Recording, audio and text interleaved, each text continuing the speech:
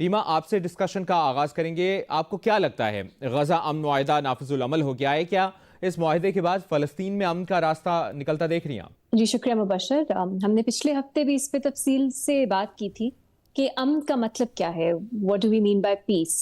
کیونکہ اگر صرف جینوسائیڈ پہ پاز ہے امن کا مطلب ہے تو پھر بہت اچھا یہ قدم ہے. اور جہاں تک مجھے معلوم ہے اسرائیل میں ابھی کیبنٹ کی منظوری کے بعد اس پہ عمل درآمد شروع ہوگا. آج بھی وہاں پہ ایئر اسٹرائکس جو ہیں وہ ہوئی ہیں. تو جب یہ اپروو ہو جائے گا اور امپلیمنٹ ہوگا تو جینوسائیڈ میں تو پاز آئے گا. تو یہ ہمارا مطلب ہے پیس کا.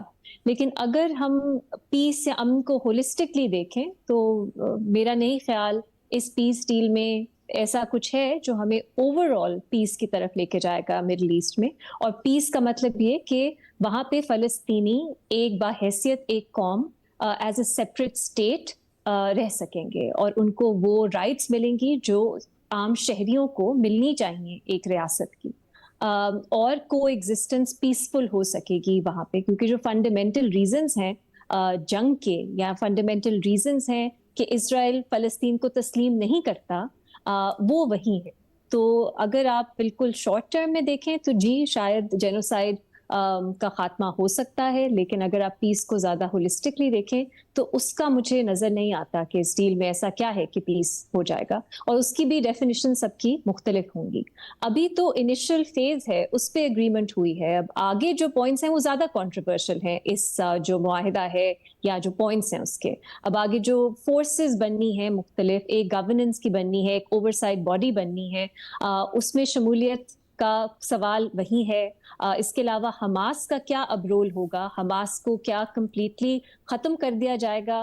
ان کو بالکل اپنے جو مطلب ڈی ملٹرائز کر دیا جائے گا؟ کس طرح کیا جائے گا؟ کیونکہ حماس نے اس پہ ابھی انکنڈیشنلی اگریمنٹ نہیں دی.